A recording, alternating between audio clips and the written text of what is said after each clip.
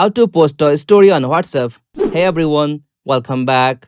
In this video, I will show you how can you post a story on WhatsApp. So let's get started. First, as you have to open WhatsApp app with your account. After you open WhatsApp, you'll get this kind of interface.